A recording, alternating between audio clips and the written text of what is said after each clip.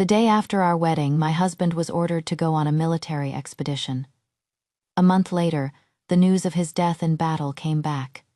The entire Marquise's mansion was in mourning, and I fainted from grief. The emperor, in his compassion, sent an imperial physician to check my pulse, only to discover I was already 1 month pregnant.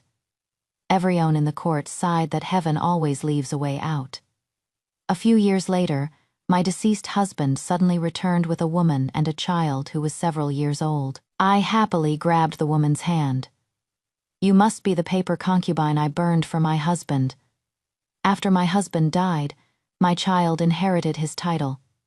He became a marquis right after birth, becoming the youngest marquis in our dynasty. And I, at a young age, became the old madam of the Marquise's mansion, indulging in luxury every day.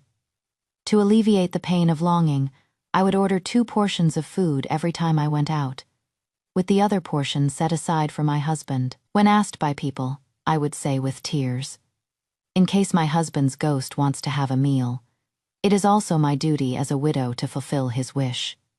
I miss you every day, and this is how I alleviate my longing. What is more, I refuse to remarry. I belong to my husband in life, and to my husband in death." Everyone in the capital praised me for my noble purity and loyalty, and the emperor even bestowed upon me the title of a noble lady. I ate double portions of delicious food, occasionally called a few male courtesans from Nanfang to sing. And when I went out, a crowd of people bowed down to greet me. How pleasant. My husband truly died a worthy death. One day, I went out as usual, feeling refreshed, and before eating, I was about to shed a few tears of widow and deceased husband to uphold the virtue of fidelity. And I actually summoned a ghost. A familiar face appeared before me. A ghost. Seeing a ghost in broad daylight, I retreated step by step under the protection of a group of servants. The commotion quickly attracted a crowd, surrounding the cubicle so tightly that no air could get through. Didn't Marquis Zhang die on the battlefield? I even went to the funeral. Lady Zhang cried until she fainted and had to be helped back to her room by her maids. So who is this? Who knows? He has a woman and a child with him. The common folk were gossiping, and many looked at me with a hint of sympathy. Si Nanyi, the man with my husband's face, frowned, and behind him stood a woman and a chubby little boy.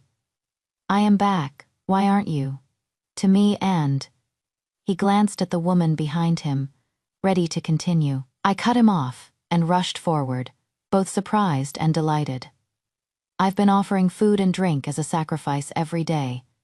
I never thought my husband would actually come back from the dead. Thank heaven, Amitabha." And then I grabbed the woman's hand and spun her around forcefully. No need to say more. "This is the paper doll concubine I burned for you." Right. I didn't expect her to turn out so beautiful. Totally worth the money. I knew this day would come long ago, because I am a reborn person. In my past life, as the daughter of the richest merchant, I married into the Marquis of Dingyuan's estate with a generous dowry, becoming the Marchioness. Who knew that on the 2nd day of our marriage, Jiang Pingyuan abandoned me and went to battle. A month later, news of his death arrived. The entire Marquise's estate was heartbroken, and I was branded as a widowmaker. Jiang Pingshuan, Jiang family's daughter, pointed at my nose and cursed me as a jinx who killed her brother. I bore the accusations and cold stares of everyone in the Marquise's estate, while also having to support my mother-in-law, arrange for my sister-in-law, and use my dowry to fill the Marquise's financial gaps. For years, I walked on thin ice. Only when Jiang Pingshuan got married did my days finally calm down. At this time, Jiang Pingyuan returned, bringing his mistress Song Tingting and their illegitimate child. My sister-in-law said. The news back then was mistaken. Everyone thought brother was dead. Who knew fate would be so kind? Brother was only severely injured and lost his memory, wandering outside for many years. My mother-in-law chimed in. Tinking is a good girl. She preserved the Jiang family's lineage and has served as a wife for you for so long. It is only right and reasonable that she should be given the position of main wife. Then what about me? I looked at this family of ingrates, finding it hard to believe. Ting saved me. So naturally, she comes first in everything. As for you, being given the position of a concubine is not underestimating your efforts over the years, Zhang Pingyuan said from his high perch. As expected of a merchant, with this penny-pinching pheasant attitude. A pheasant is a pheasant, yet you are thinking of becoming a phoenix. Zhang Pingshuan looked at me mockingly. That kid even ran over and kicked me. I snapped and kicked him, flying 3 li away. I've endured humiliation and shouldered this burden for years, and even poured so much money into it. Wasn't it all just so that after you died, I could get a good reputation, become a titled lady, and then adopt a child to enjoy my later years in peace? I spent a fortune investigating the child's age, the corpse that was sent back at the time, the source of the news, the woman's place of origin. All these clues pointed to one conclusion. The Jiang family conspired to have Zhang Pingyuan fake his death after marrying me, just because they looked down on me and also wanted to use my money to cover their debts. You won't let me have it easy, then nobody gets to live. Years of resentment erupted. I am no pushover either. Seeing the blissful faces of the people in front of me, I was overcome with rage. I spent a ton of silver to put them at numbers 1, 2, 3, 4, and 5 on the Jianggu's kill list. When you cut the grass, you must remove the roots. Not even the children could be spared. In the end, they all died. When the last assassin was killing Zhang Pingyuan, he killed me too while he was at it. Right before I died, I heard him say gleefully, "When you cut the grass, you must remove the roots." The client must not have known that Zhang Pingyuan still had this family member. 5 jobs in a row. Let's throw in one more as a bonus. Friend, you have a bit of a frontier accent. Friend, you are from out of town, huh? I have a grudge against them. I am your client. Friend, you can only get 0 taels now. Heaven never closes all doors. I've been reborn. Reborn on the 2nd day of my marriage. I joyfully started throwing my money around. First, I bribed the doctor who examines me. Then I found a pregnant woman who was giving birth that day. Then I spent some money to place a soft cushion where I fainted that day just in case. And then I bought a few strong and sturdy maids. I even recruited a Granny Wang who had served in the palace and knew how to shift blame and flatter people. Everything is ready, just waiting for the Jiang family to start their mourning. Sure enough, a month later, news of Zhang Pingyuan's death arrived. A corpse with an unrecognizable face was also sent back. The entire marquise's mansion was in a sea of white mourning clothes. On the day of the funeral, many people came to offer their condolences. Jiang Xuan started pointing at me again, calling me a jinx and husband killer. Everyone rushed to console her. Miss Jiang, isn't this behavior a bit disrespectful to your widowed sister-in-law? The moment Granny Wang spoke, the place fell silent. Where did an insolent servant like you come from? How dare you talk back to me? Granny Wang puffed out her chest. I was once fortunate enough to serve a noble in the palace, and even there, with the nobles, there was never a rule where a sister-in-law would point and curse at her widowed sister-in-law. Zhang Pingshuan stomped her foot in anger, and I seized the moment to faint.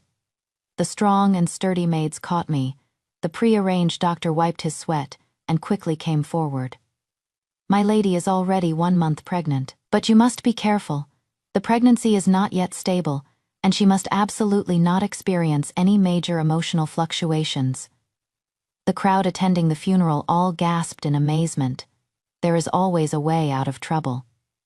Zhang Pingshuan also stared at me with wide eyes. I leaned weakly in the arms of the strong maidens. Granny Wang seized the opportunity to speak up. Miss Jiang almost angered the marquise's only bloodline to death.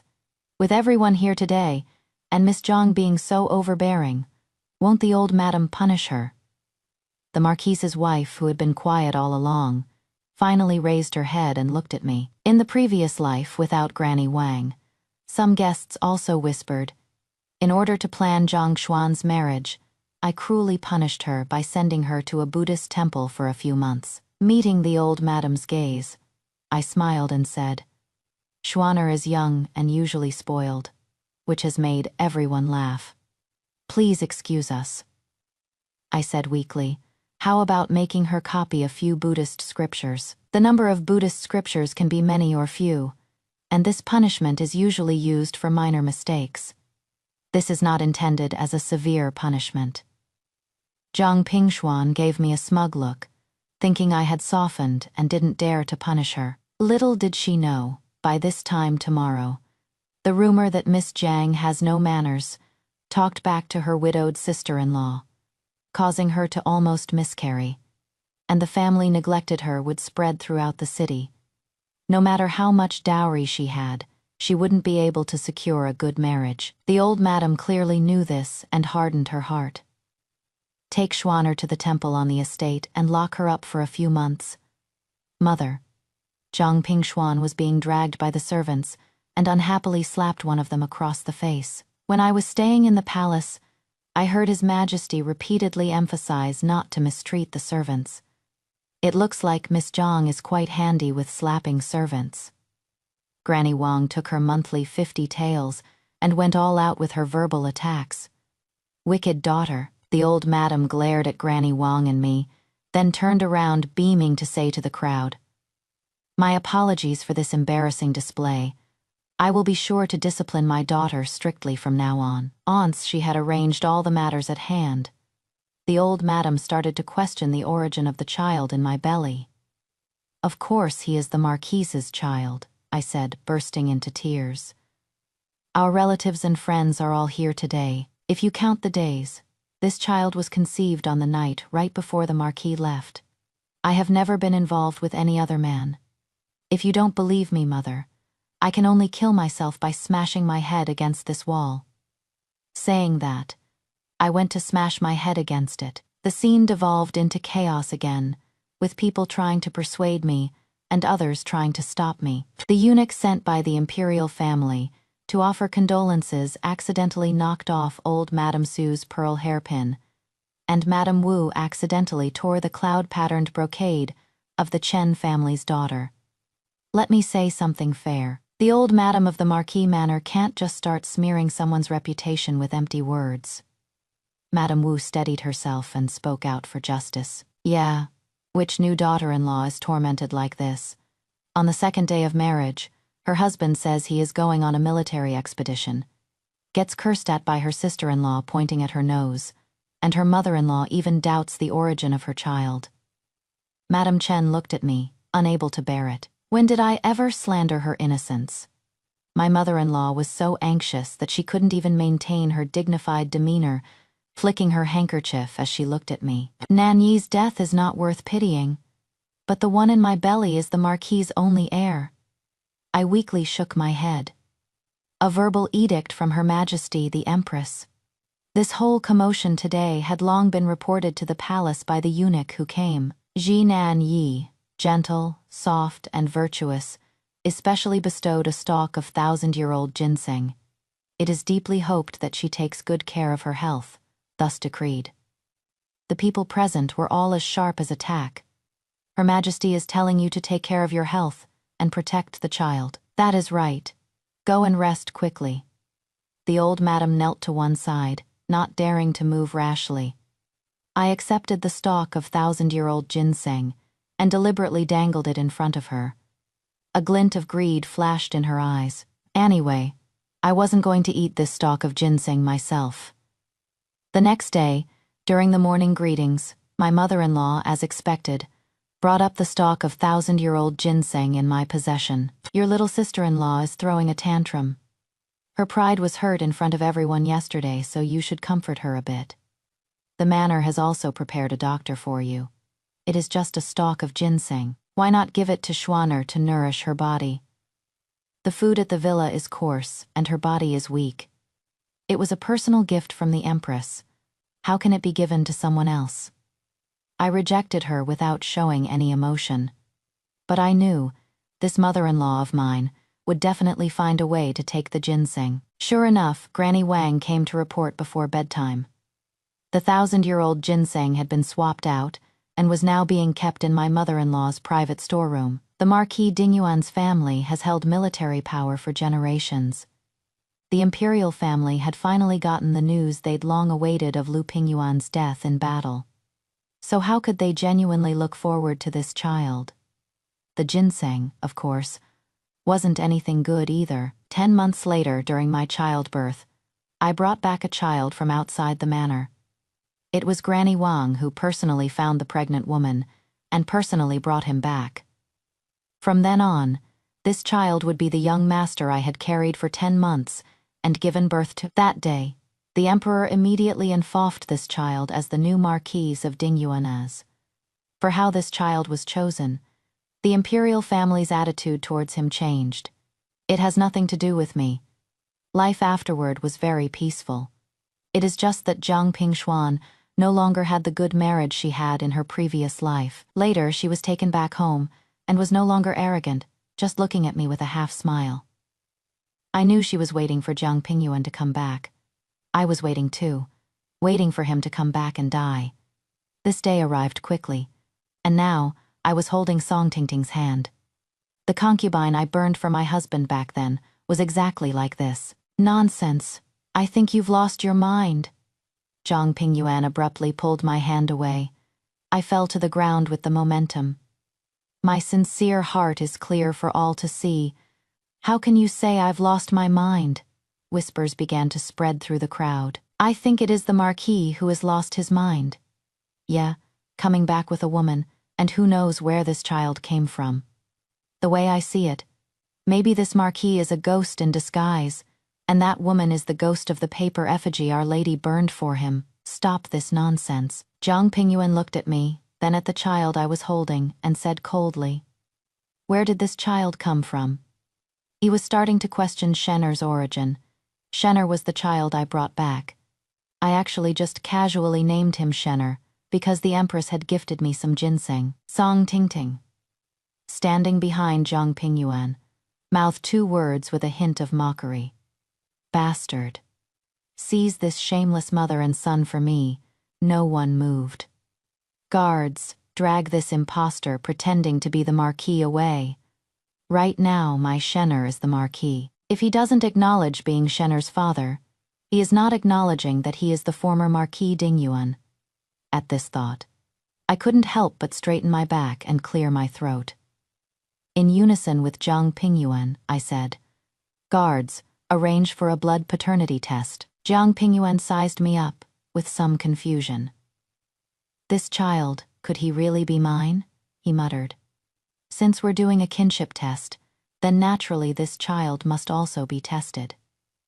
My mother-in-law slowly walked over and pointed to the child next to Zhang Pingyuan. Zhang Pingyuan, as if snapping out of a daze, hurriedly pushed the other child forward.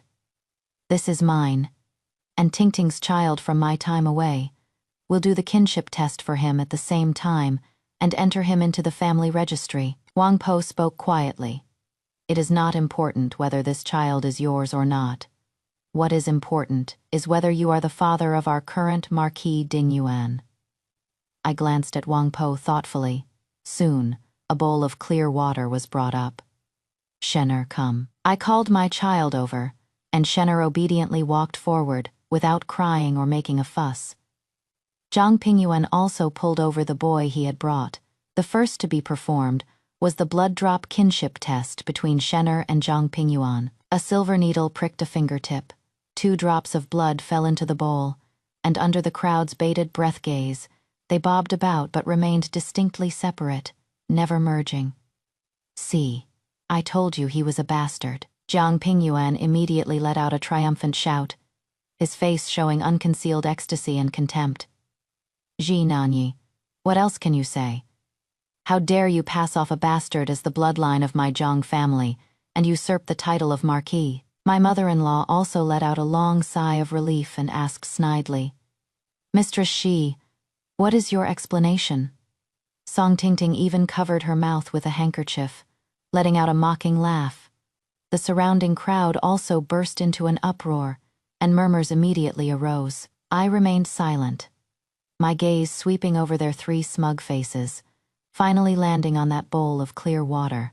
This was the moment I had been waiting for. "What is the hurry?" I said lightly.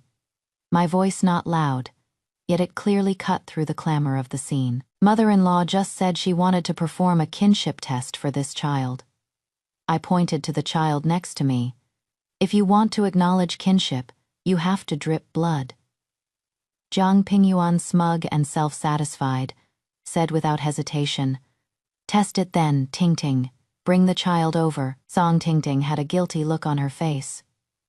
"Marquise, there is no need to test Xiaobao, right? You know." I quickly pricked the fat boy's finger, and blood dripped into the bowl. The 2 drops of blood met in the water. They also did not merge. The scene once again fell into a dead silence, even more so than before. The smile on Jiang Pingyuan's face froze. "You found a child. Found a woman who looks a lot like the paper effigy I burned. And with that you dare to come and impersonate the Marquis," I said calmly. "Who gave you the audacity?" My gaze shot straight towards the deathly pale Jiang Pingyuan. "You are not my husband Jiang Pingyuan at all, are you? How could my husband's heroic spirit fail to even recognize his own flesh and blood? This woman and child of unknown origin, you found them to put on an act. Right. You are talking nonsense." Jiang Pingyuan was flustered and angry. "I am Jiang Pingyuan. This blood test method is not necessarily accurate." Of course it is not accurate. They added something to the water, regardless of whether Shenner is Jiang Pingyuan's child. The blood won't fuse together. "Oh, not necessarily accurate." An authoritative voice suddenly came from the doorway, interrupting Jiang Pingyuan's defense. "The Emperor has arrived." Everyone followed the sound and looked over, only to see that the Emperor had already arrived at some unknown time. The Emperor's might was awe-inspiring and could not be ignored. Everyone scrambled to kneel and pay their respects, shouting, "Long live the Emperor!" The Emperor walked in slowly, his gaze first falling on Shenner and me, with a hint of imperceptible fondness. It seems this child brought back by Granny Wang is not simple. Then, his gaze, sharp as a knife, shot towards Jiang Pingyuan, his voice deep and cold.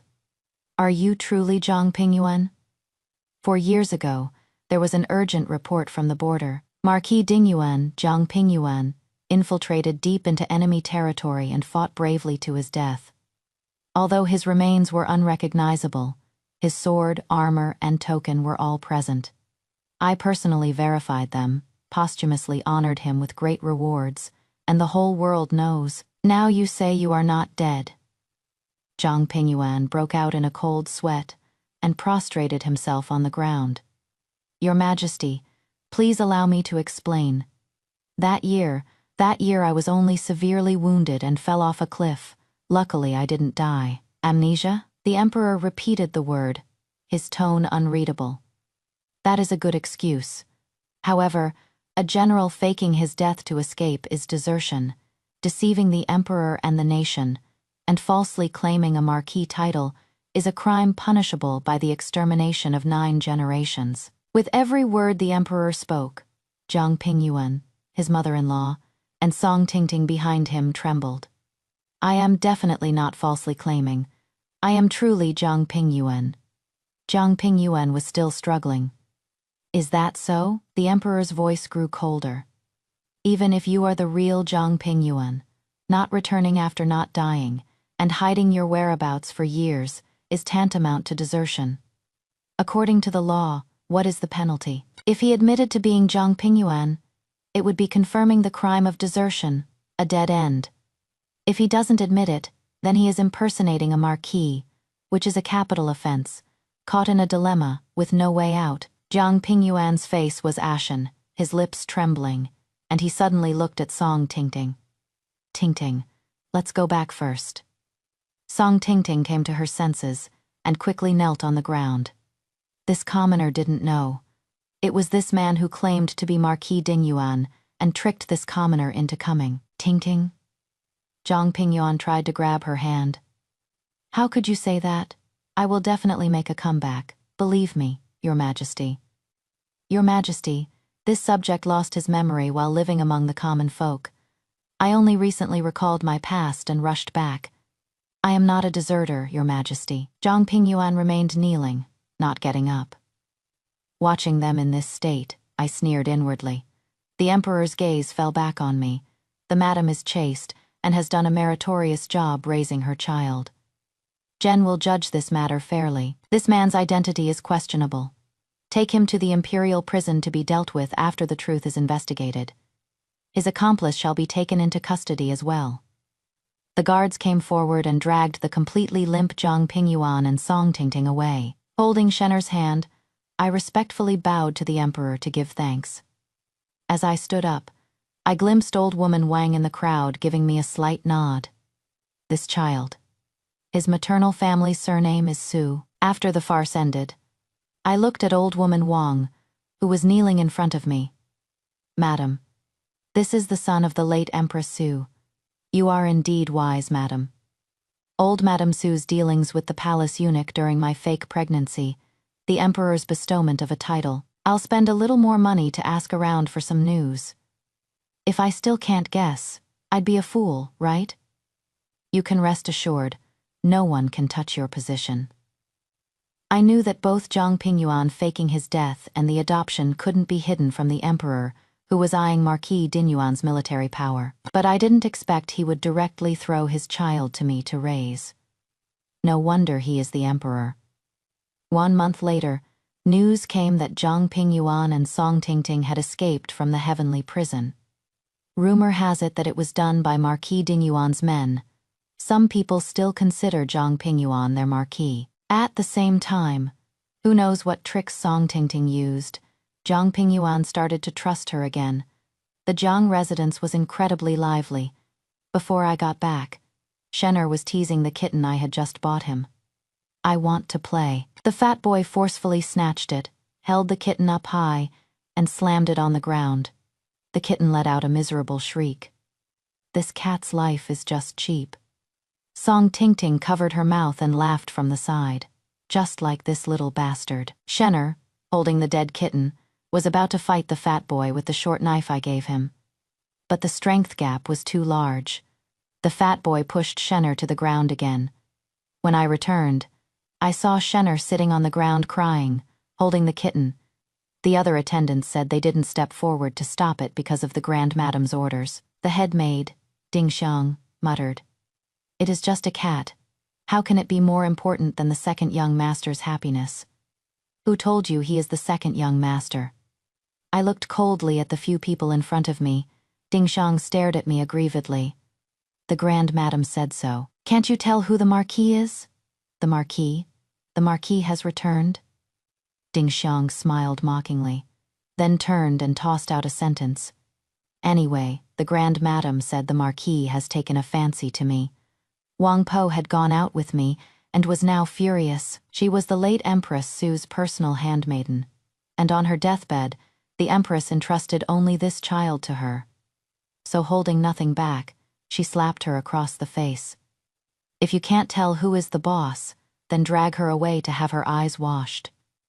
Just then, the person I sent came back and told me that their family was having a wonderful time together, preparing to eat. I stopped Wang Po and said 2 words. Ginseng. Wang Po came to her senses as if waking from a dream. That poisonous 1,000-year-old ginseng finally came in handy. Seeing that her son has returned, the Grand Madam said she would take out her most treasured item for the whole family to have some nourishment. That ginseng was never given to Zhang Pingshuan in the first place. I let out a laugh.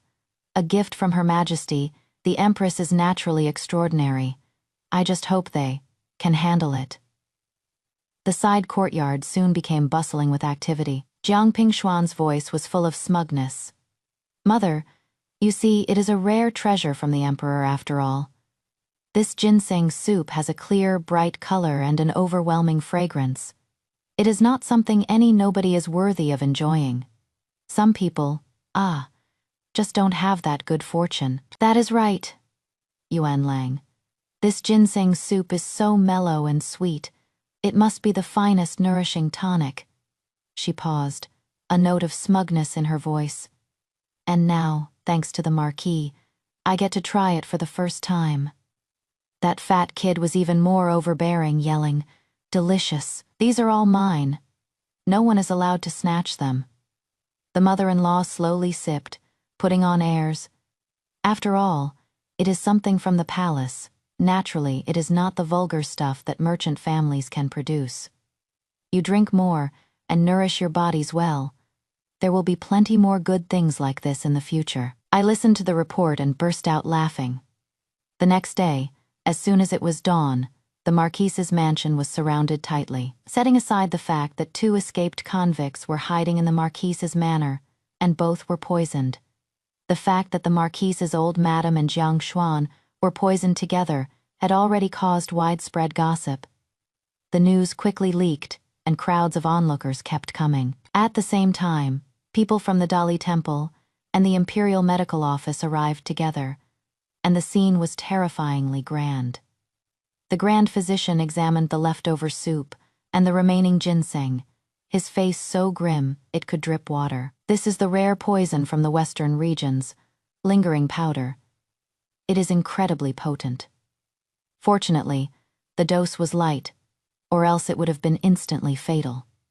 At the right moment, my body went limp and I could barely stand, relying entirely on Granny Wang's support. Tears started falling at a moment's notice. How could this be? This ginseng was originally gifted by Her Majesty the Empress to me for my pregnancy. I've been keeping it so carefully. So how did it end up in Mother's mouth? And even become poison?" I covered my face. My sobs filled with grief.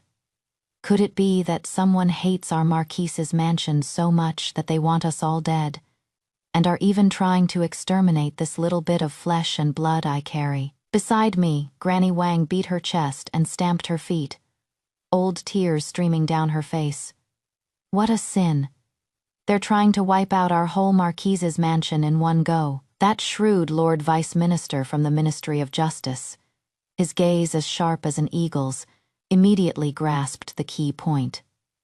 "Madam, are you saying this item was originally a gift from the Empress?" I nodded, choking back sobs, playing the part of a terrified, distraught widow to perfection. The investigation of the case went smoothly, progressing faster than anyone could have imagined. The talk on the streets had already shifted from the resurrected Marquise to the bizarre poisoning. All the clues ultimately and glaringly pointed to Cunning Palace. During the morning court session, the Emperor flew into a rage, fiercely throwing the evidence down the steps of his throne. "Good. What a fine mother of the nation you are as Empress. Marquis Dingyuan sacrificed his life for the country. His body is not yet cold, and you already dare to lay your hands on the widow and orphan he left behind. Jiang Qing has been in command of the capital's forces for many years, and his former subordinates are all throughout the army. Is this move of yours meant to wipe out Marquis Dingyuan's bloodline and let your father dominate the imperial court?" The emperor was in love with the former Empress Su, but she was murdered by the current empress. The empress's father and Marquis Dingyuan both held military power and rivaled each other in court. So the emperor couldn't avenge his beloved, and even had to send the little prince born to Empress Saksu away to be raised, to avoid persecution from the current empress. He just so happened to hear about my audacious swap plan, and this prince became my shenner. Right now, the emperor is vexed about not finding a pretext to clean up the harem and the empress's relatives. This is like getting a pillow just when you are sleepy. The edict deposing the empress was quickly issued, its wording sharp, directly accusing her of plotting against the descendants of meritorious lords, possessing a malicious heart, and being unfit to be the mother of the nation.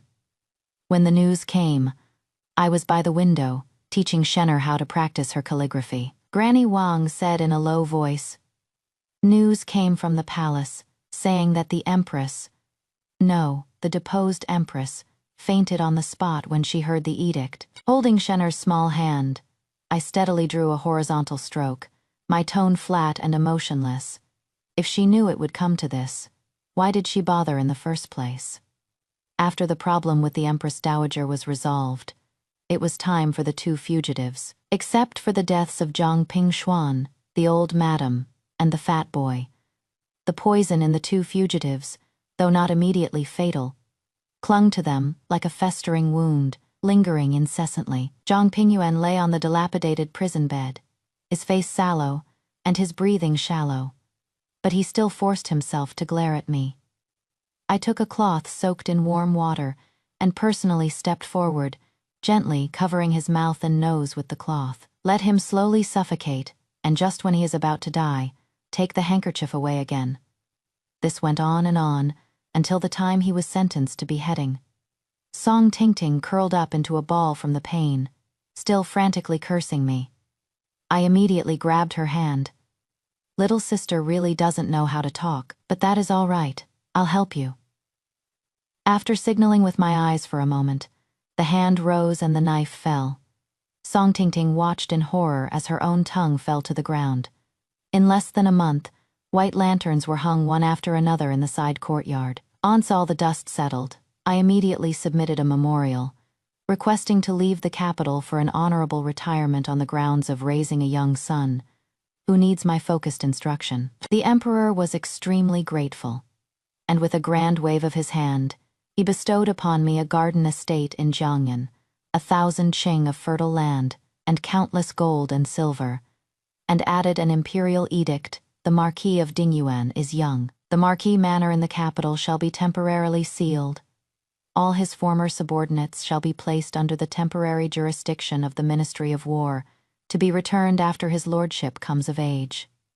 With this, the emperor legitimately seized control of the military power of the Dingyuan Marquisate, and felt greatly pleased. He didn't bring Shenner back.